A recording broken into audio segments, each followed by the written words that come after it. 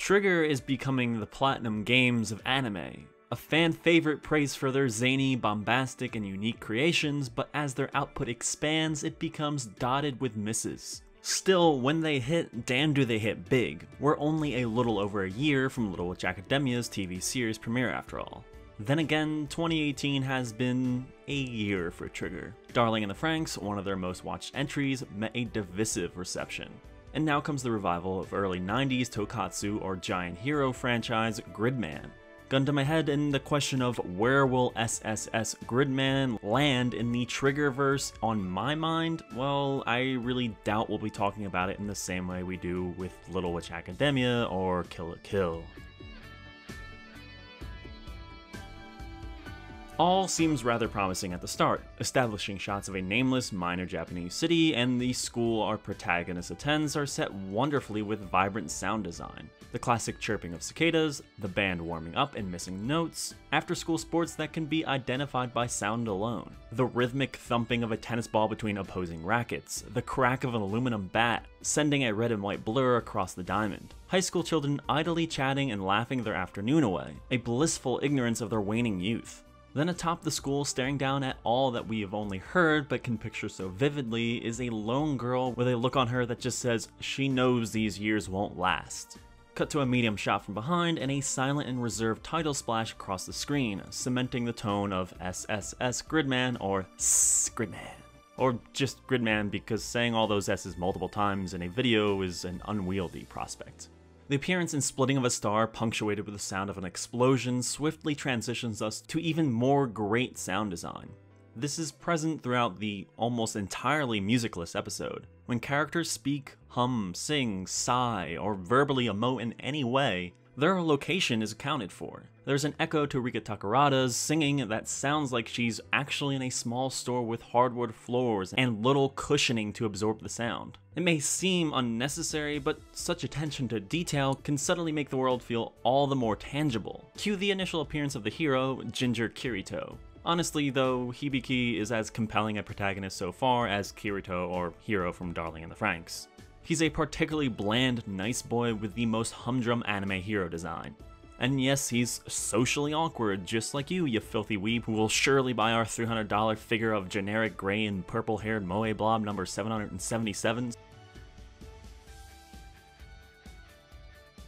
Back to why Hibiki and the cast is rightfully a major concern here. He doesn't really have much of any character, and I know what you're thinking, but words maybe it's only really the first episode. Oh, I hadn't noticed I was talking about just the first episode on this one episode test video. Weird, but I think back to the first outings of Kill la Kill, Little Witch Academia, or Space Patrol Luluko, and it's immediately apparent what separates those protagonists from the crowd.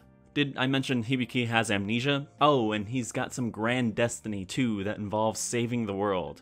Best friend Glasses Boy isn't much to talk about either. Rika is at least characterized, the small details to how she's interacting with every bit of the set dressing that tells us the type of person she is. The constant slouching, hands in her pockets, low energy, annoyed by having to help the amnesiac Hibiki. She enjoys comfort more than the average person. There's even a transition that snaps to her face smushed in the arms of a female classmate as she lounges before class. Additionally, one of the first sounds we hear during her introduction is the clacking of a computer keyboard supported by a visual of Rika slouched over a laptop. As someone who spends the better part of my days at a desk, keystrokes being met with mechanical pushback, hunched over thanks to a cheap chair that I can't really sit up straight in, yeah, it's a subtle detail that may not amount to much, but it's one tiny aspect of Rika that has me saying way more detail than anything I can muster up about Hibiki. But to bring back what works best, it's the setting of the tone. After an A+ trigger mom tells Rika to walk the previously unconscious Hibiki to the hospital, stepping outside, they're met with an otherworldly thick fog.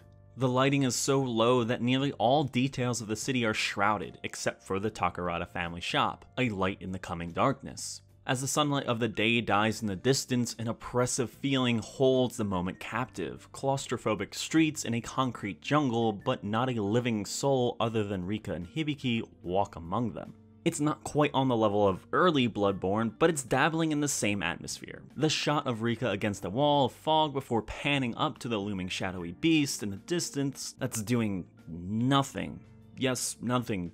Typically, when we see kaiju in a setting like this, we expect sirens blaring, innocent lives screaming, buildings crumbling. None of that is happening here. This thing is just doing nothing, which is even more terrifying, having to exist in constant anticipation of that moment it finally rouses from its slumber and destroys the city. Hibiki is the only one to see it though, just as he is the only one to have seen Gridman in the old computer at the Takarada shop. Again, the audio design is really on point as these two cross the city. That sounds equally dead as it looks, with occasional cars passing by or low howling winds sweeping through the man-made valleys. All the while, there still continues to be no soundtrack, just letting the moment breathe. There's even some solid foreshadowing when Rika asks Hibiki if he has truly forgotten everything in such a way that implies something significant happened between them. And for a moment, the amnesia is used in conjunction to remove Hibiki's parents from the picture as he arrives home to recall they've been gone on business and will be for at least 3 more months. It's still a trope, but the isolation of that moment is well conveyed to the audience. From here, it all begins to stumble. Glasses boy Utsumi comes on screen with all the impact of, well, an anime boy who looks like this could ever possibly have. Star boy of Fall, Geo, he is not.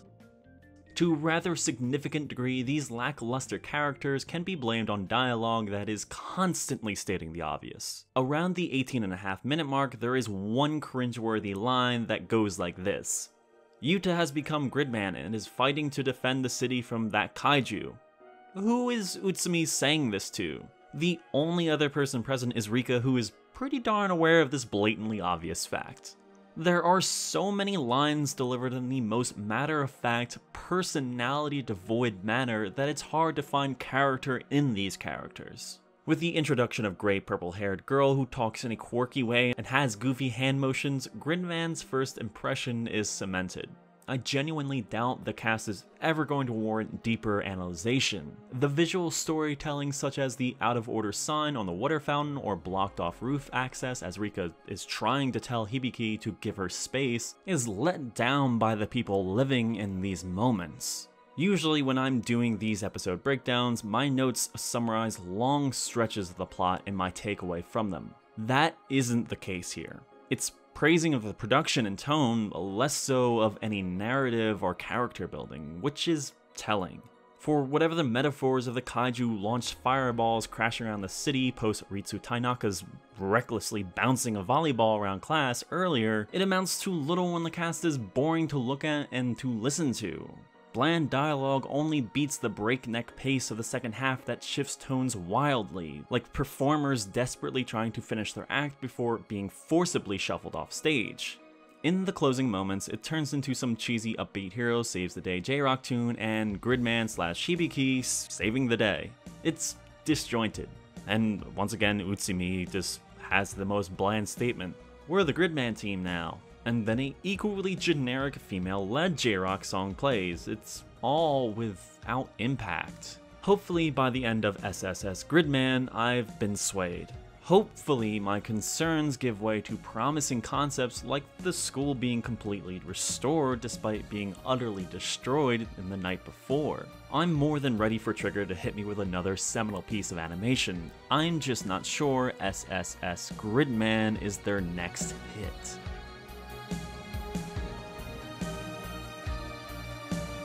Want me to talk about what makes a first episode good or bad more often? Then donate to my Patreon. Likes and comments are well appreciated, but they don't put money in my bank account. But you can with Patreon.